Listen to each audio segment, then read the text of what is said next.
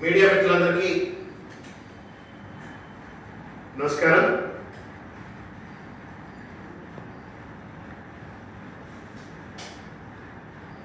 High court ఇవాళ తెలంగాణ ఉన్నత న్యాయస్థానం మొదటి కోర్టులో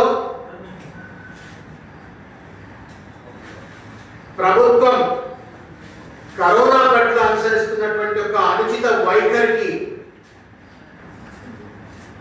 ప్రభుత్వం బట్టలు ఉడిస్తుంది. వాడు ఏమాత్రం సిగ్గు ఎగ్గు ఉన్నటువంటి వాళ్ళు, అధికారంలో ఉన్నటువంటి వాళ్ళు ఉరి పెట్టుకొని చనిపోవాలి. అంత పెద్ద ఎత్తున ఇవాళ మీకు ప్రజల ఆరోగ్యం పట్ల బాధ్యత లేదా? ఏం కారణం ఇది అని చెప్పని ఇవాళ హైకోర్టు నెత్తి మీద మొట్టకాయలు పెట్టినప్పటికీ కూడా దున్నపోతు మీద నీళ్లు పడ్డట్టు ఇవాళ టిఆర్ఎస్ కేసీఆర్ గారి సర్కార్ వ్యవహరిస్తా ఉంది. దీన్ని కాంగ్రెస్ పార్టీ పక్షాన మేము ఖండిస్తా ఉన్నాం. ఇవాళ తెలంగాణలో ఉన్నటువంటి ఒక పరిస్థితి దేశవ్యాప్తంగా ఉన్న పరిస్థితి. ఎంతమంది కరోనా సెకండ్ వేవ్ లో అనాథలవుతారో తెలియదు. ఎంతమందికి తల్లి తండ్రి, ఎంతమందికి పిల్లలు, ఎంతమందికి అండ కోల్పోతారో అనేటువంటి ఒక ప్రమాదమైనటువంటి ఒక పరిస్థితిలో ఇవాళ యావత్ భారతదేశంలో తెలంగాణ రాష్ట్రంలో కూడా ఉన్నటువంటి ఒక పరిస్థితి. ఒక పక్కన ఇంత దుర్భరమైనటువంటి ఒక పరిస్థితులు ఉంటాయి. 2020 మార్చిలో ఫస్ట్ టైం మనం కరోనాకు సంబంధించిన లాక్డౌన్ వచ్చింది. కరోనా వ్యాధి ప్రబలించింది. ఆ టైంలోనే మనం అందరం అనుకున్నాం ఫస్ట్ వేవ్ ఇది, మళ్ళా సెకండ్ వేవ్ కూడా ఉంటుంది, థర్డ్ వేవ్ కూడా ఉంటుంది అని చెప్పని అనుకున్నాం. ఏమాత్రం బాధ్యత ఉన్నటువంటి వాళ్ళు, ప్రజల యొక్క ఆరోగ్యాల పట్ల సోయి ఉన్నటువంటి ఒక పాలకులు ఫస్ట్ వేవ్ ఎట్లా అయిపోతుంది, సెకండ్ వేవ్ వస్తుంది, ఫస్ట్ వేవ్ కంటే 10 రెట్లది ప్రమాదకారిగా ఉంటుంది, విచ్చలవిడిగా ప్రబలిస్తుంది అనేటువంటి కనీస సోయి లేకుండా government of Telangana and government of India, దేశవ్యాప్తంగా మోడీ గారు, తెలంగాణ రాష్ట్రంలో కేసీఆర్ గారు ఇద్దరు కూడా కుంభకర్ణుల లెక్క నిద్రపోతూ completely fail to face the challenge of the second wave of the Covid. దానివల్ల ఇవాళ పిట్టల లెక్క ఇవాళ తెలంగాణలో ఉన్నటువంటి ఒక అనేక మంది వాళ్ళ చనిపోతున్నటువంటి పరిస్థితులు. ప్రభుత్వం దొంగ లెక్కలు చెప్తా ఉంది. ఈ మాట నేనల్లా, లెక్కలతో ఇవాళ ప్రభుత్వం హైకోర్టులో న్యాయస్థానంలో ఉన్నటువంటి ఒక పెద్దలు దొంగ లెక్కలు చెప్తా ఉంది ప్రభుత్వం, తప్పుడు లెక్కలు చెప్తా ఉంది ప్రభుత్వం అని చెప్పారంటే మీరు మొహాన్ని ఎక్కడ పెట్టుకుంటారు ఇవాళ అని చెప్పని మేము ప్రభుత్వాన్ని మేము సూటిగా ప్రశ్నిస్తా ఉన్నాం. ఎందుకు నియంత్రణ చట్టాలు చేస్తారని చేస్తలేదు? కోవిడ్ నియంత్రించేందుకు కోసం, ప్రజల జనసంచారాన్ని తగ్గించడం కోసం ఎందుకు చట్టాలు చేస్తలేదని చెప్పని నిలదీసి కోర్టు అడిగింది.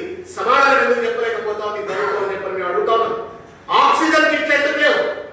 ఇవాళ ఆక్సిజన్ కొరత వల్ల ఎందుకు ప్రజలు చనిపోతున్నారు అని చెప్పని కోర్టు అడిగేదాకా, హైకోర్టులో కూర్చున్నటువంటి న్యాయవాది అడిగేదాకా కేసీఆర్ ప్రభుత్వానికి మొద్దు నిద్ర ఎందుకు పోతా ఉంది? ఎందుకు ఆక్సిజన్ కిట్లు లేవు?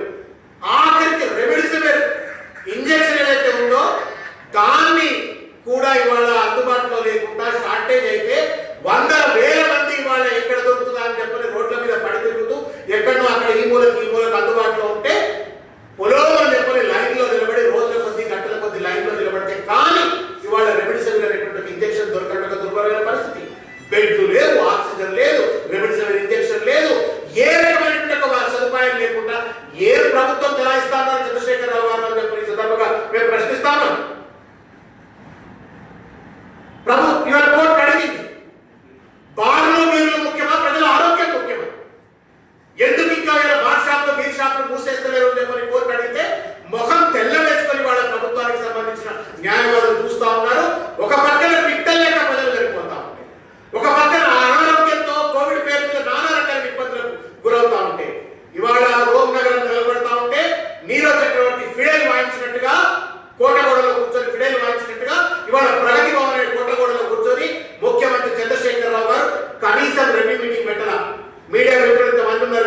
మీరు చూసిండ్రా ఈ మధ్య కాలంలో మీడియా న్యూస్ లో ఎక్కడైనా కరోనా పేరు మీద ముఖ్యమంత్రి గారు రెవెన్యూ మీటింగ్ పెట్టిందని ఇస్ నాట్ కండక్టెడ్.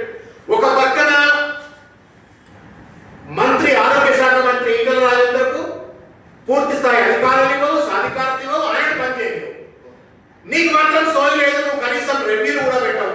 ఇదేం పరిపాలన? ఎవరి జీవితాలతో చెలగాటలాడుతా ఉన్నావు? మీరంటే డబ్బున్న వాళ్ళు, మీకు ఇంత రోగం రాగానే యశోద హాస్పిటల్ మీ ఇంటికే వచ్చి వెంటిలేటర్ పెడుతుంది, ట్రీట్మెంట్ ఇస్తుంది, ఆక్సిజన్ ఇస్తుంది. మరి పేదల పరిస్థితి ఏంది? వారి జీవితాలతో ఎందుకు చెలగాటలాడుతా ఉన్నారు మీరు ఇవాళ అని చెప్పని వాళ్ళ మేము సూటిగా ప్రశ్నిస్తా ఉన్నాం. ప్రభుత్వం కోర్టు అడిగింది, వాళ్ళ మేము కూడా అడుగుతా ఉన్నాం కాంగ్రెస్ పార్టీ పక్షాన కూడా. 63,000 బెడ్లు ఉన్నాయని చెప్పని జబ్బాలు చెప్పుకొని ప్రభుత్వం చెప్తా ఉంది కదా. ఒకవేళ నిజంగానే ఇవాళ తెలంగాణ రాష్ట్రంలో 63,000 బెడ్లు ఉంటే ఇవాళ ఇంకా ఎందుకు తెలంగాణలో ఉన్నటువంటి కోవిడ్ బారిన పడ్డటువంటి ప్రజలకు బెడ్లు దొరుకుతలేవు?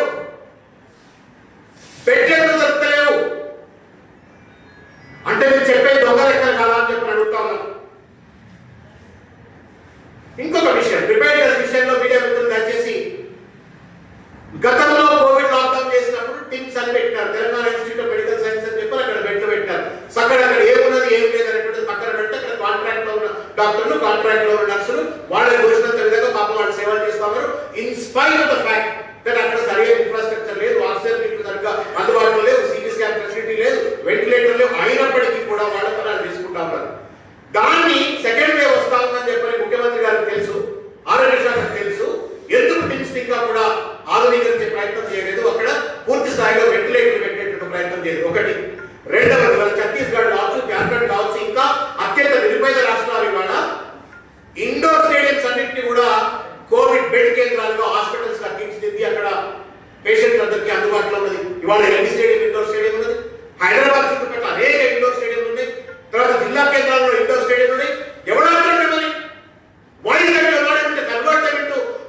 కోవిడ్ కేర్ సెంటర్స్ ప్రజలు వాళ్ళ ఇంట్లో ఉండి భయంతో ఉంటారు.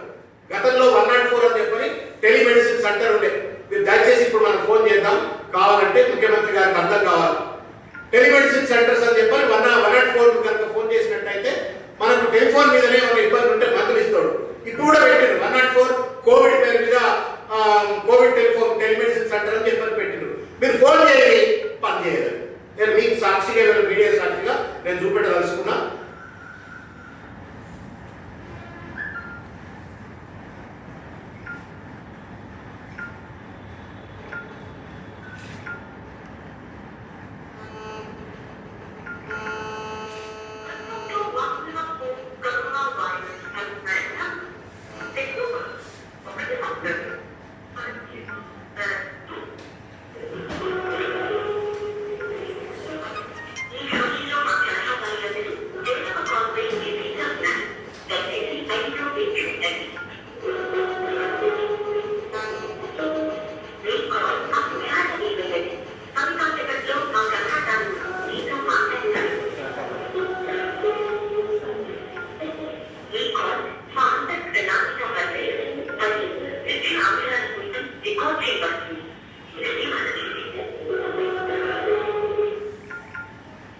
ఇట్లా నేను పొద్దుటి నుండి దాదాపు 10 సార్లు చేసిన ఇవాళ just check whether 104 is properly working or not. ఇవాళ చాలా మంది ప్రజలకు ఏంటంటే, నాకు కోవిడ్ వస్తే అసలు వచ్చిందా రాదా తెలుసుకోవాలంటే టెస్టింగ్ సెంటర్ లేవు. మీరు చెప్పండి, గతంలో లాక్డౌన్ ఉన్నప్పుడు టెస్టింగ్ సెంటర్ లేవు అని చెప్పారన్నారు. తర్వాత మీరు ఒక జీవో పట్టుకొచ్చిండ్రు, అది ఆ జీవో ప్రకారంగా కేవలం 500 రూపాయలు పెడితే టెస్ట్ కావాలని చెప్పిండ్రు. ఇవాళ ఎవడన్నా ఏ ప్రైవేట్ ల్యాబొరేటరీ 500 రూపాయలు టెస్ట్ చేస్తా ఉందా? నీవిచ్చిన జీవోను కూడా చట్టబద్ధంగా దాఖలు చేసి టెస్ట్లు అనేటువంటివి 500 రూపాయలు చేసిన దాఖలు లేవు. ఇలా 1,000-2,000 రూపాయలు ఇవాళ ప్రైవేట్ డయాగ్నోస్టిక్ సెంటర్ లో తీసుకున్నారు. ప్రభుత్వ డయాగ్నోస్టిక్ సెంటర్స్ అందుబాటులో లేవు, టెస్ట్లు లేవు, బెడ్లు లేవు, ఆక్సిజన్ లేవు. తర్వాత ఏ రకమైన సదుపాయాలు లేకపోతే ప్రజలకు భయాందోళన ఉంటే వాళ్ళకి స్వాంత అనేది కనీసం 104 లాంటి సర్వీస్ అన్నా ఏమన్నా అందుబాటులో ఉంటాయంటే ఇది ఒక రిచువల్ గా ఫోన్ అవుతుంది, ఆటో రికార్డ్ వస్తుంది, ఎవడు ఫోన్ ఎత్తాడు, సమాధానం చెప్పాడు. ఇది చంద్రశేఖరరావు గారు ప్రజలకు అందిస్తున్నటువంటి హెల్త్ ఇన్ఫ్రాస్ట్రక్చర్ యొక్క సిచ్యువేషన్. ఏం సమాధానం చెప్తారు కేసీఆర్ ఈ 104 యొక్క ఈ యొక్క దుర్బలమైన స్థితికి అని చెప్పని వాళ్ళు అడుగుతాం. దాంతో పాటుగా మన చూసిన టిమ్స్ లో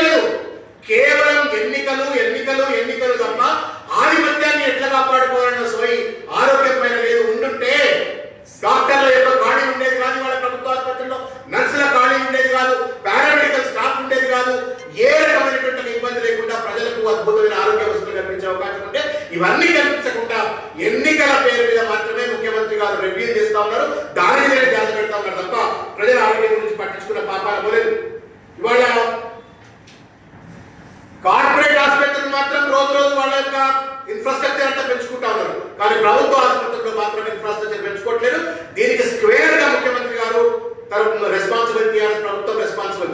యశోద హాస్పిటల్ బాగుపడాలా, కిమ్స్ బాగుపడాలా, ఏడి హాస్పిటల్ బాగుపడాలా, ఇంకోటి బాగుపడాలి తప్ప ప్రభుత్వ ఆసుపత్రులు ఎందుకు బాగుపడదు? అందులో ప్రభుత్వ డాక్టర్లు నర్సుల యొక్క నియామకాలు ఎందుకు పూర్తి కాకూడదు అని చెప్పి అడుగుతాను. మనం గతంలో చూసినాం, ఎప్పుడైనా శాంతి భద్రతల సమస్య వచ్చినప్పుడు లా అండ్ ఆర్డర్ వాలంటీర్స్ అని చెప్పని, సెక్యూరిటీ వాలంటీర్స్ అని చెప్పని, రకరకాల అత్యవసర పరిస్థితులు ఏర్పడినప్పుడు సమాజం నుండే వాలంటీర్స్ తీసుకొని వాళ్ళను ట్రైన్ చేసి సమాజాన్ని కాపాడుకోవడం కోసం, సమాజానికి అండగా ఉండడం కోసం వినియోగించుకుంటాం. ఏం పోయిందా? తెలియలేదా మీకేమైనా? హెల్త్ వాలంటీర్స్ రిక్రూట్ చేయండి. మొత్తం ప్రతి పల్లెకు ఒక హెల్త్ వాలంటీర్ని ఐడెంటిఫై చేయండి. వాళ్ళకి ఆన్లైన్ ట్రైనింగ్ ఇవ్వండి. ఎక్కడెక్కడ ఇవాళ చిన్న ఉదాహరణ చెప్తాం. ప్రతి ఇంటిలో పల్స్ ఆక్సిమీటర్ ఉంటే ప్రాణం పోకుండా ఉండేటువంటి ఒక పరిస్థితి ఏర్పడుతుంది. ఎందుకు అంటే పల్స్ ఆక్సిమీటర్ కనుక చెక్ పెట్టుకున్నట్టయితే నీకు 93%, 94% కంటే కనుక ఆక్సిజన్ లెవెల్స్ పడిపోయినట్టయితే immediately you require oxygen support. ఇది కూడా తెలియదు ప్రజలకు. లక్షల మంది ఉన్నారు, ఇవాళ వేల మంది, లక్షల మంది ఉన్నారు. ఇది ఎవరు చెప్పాలా? ప్రభుత్వం అని చెప్పాలా? ప్రభుత్వ ఆరోగ్య కేంద్రాలను చెప్పాలా? ఈ రెండు అందుబాటులో లేకపోతే ప్రభుత్వం ఒకవేళ వాలంటీర్స్ రిక్రూట్ చేసినట్టయితే కనీసం ప్రభుత్వం ఆరోగ్యమైన సహాయం అందించేది అది కూడా లేదు. ఇవాళ టెస్ట్ల విషయానికి వస్తే టెస్ట్ కేంద్రాలు లేవనడానికి నిదర్శనం ఏంటంటే గతంలో 12 నుండి 16 గంటల్లో మీకు టెస్ట్ చేసుకుంటే రిపోర్ట్ వచ్చేది. ఇప్పుడు 48 అవర్స్ అయినా కోవిడ్ టెస్ట్ రిపోర్ట్ వచ్చే పరిస్థితి. ఎందుకంటే విపరీతమైన రష్, తక్కువ పరీక్ష కేంద్రాలు, ఎక్కువ మంది పరీక్షలు చేసుకుంటా ఉంటారు. ప్రభుత్వం మేము రిక్వెస్ట్ చేసినాం, 3-4 నెలల క్రితం రిక్వెస్ట్ చేసినాం.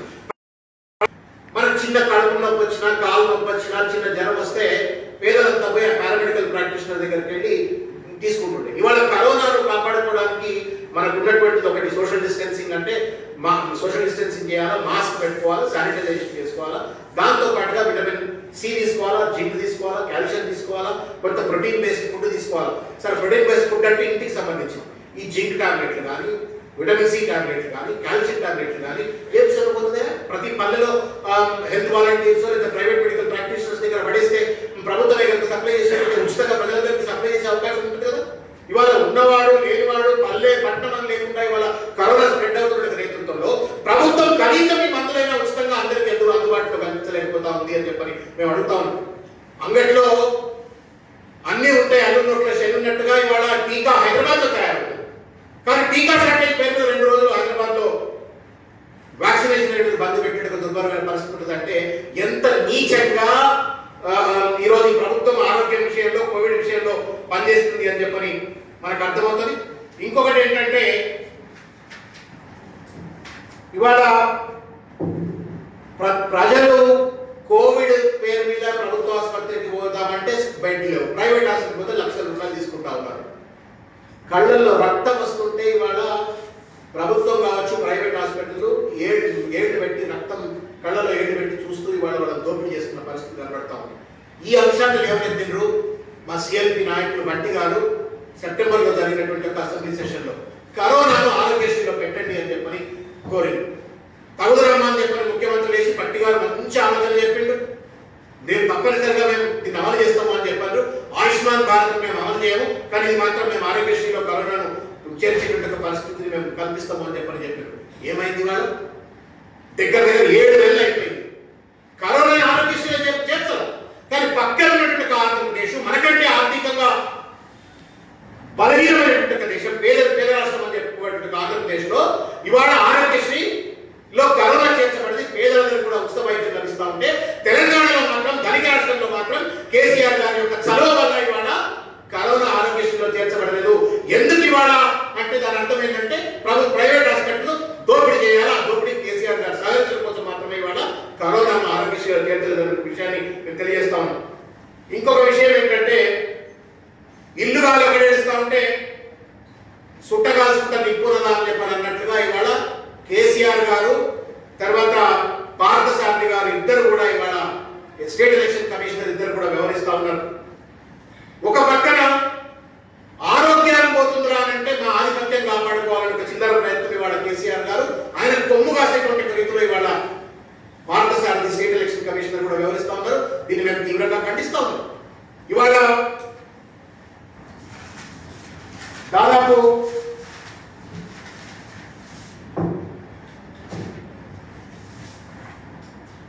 7 మున్సిపాలిటీస్లో ఇవాళ ఎన్నికలు జరుగుతూ ఉన్నాయి. నెత్తి మీద నోరు పెట్టుకొని కాంగ్రెస్ పార్టీకి సంబంధించిన నాయకులు లేఖల మీద లేఖలు రాస్తా ఉన్నారు. ఇవాళ కోర్టులో కూడా కేసు వేసినారు, ఈ ఎన్నికలు పోస్ట్పోన్ చేయండి అని చెప్పారు.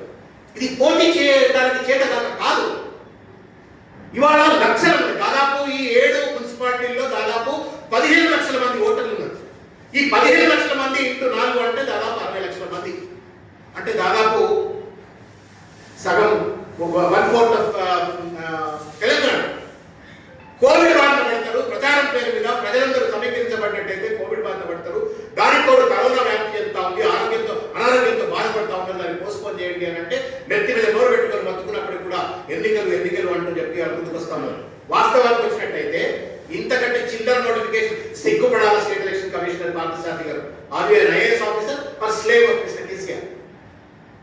ఒకటే ఒక రోజు 15/4/21 నాడు నోటిఫికేషన్ ఇస్తాడు, అదే రోజు షెడ్యూల్ కూడా ప్రకటిస్తారు.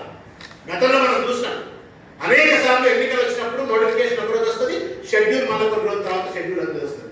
ఒకటే ఒక రోజు కొంపలని అంటకపోయినట్టు, ఎవడో వస్తున్నట్టు, ఈ ఎన్నికలు పెట్టకపోతే ఏదో కొంపలు ఆర్చిపోయినట్టు, రాజ్యాంగం అంతా ఉల్లంఘించబడుతున్నట్టుగా ఈరోజు 15 ఏప్రిల్ 21 నాడు అదే రోజు నోటిఫికేషన్, అదే రోజు షెడ్యూల్ కూడా ప్రకటించేసి ఇవాళ 30వ తారీఖు వరకు ఎన్నికలను కూడా ఖతం చేయాలని చెప్పారు. ఎప్పుడు? ఏప్రిల్ 30 వరకు.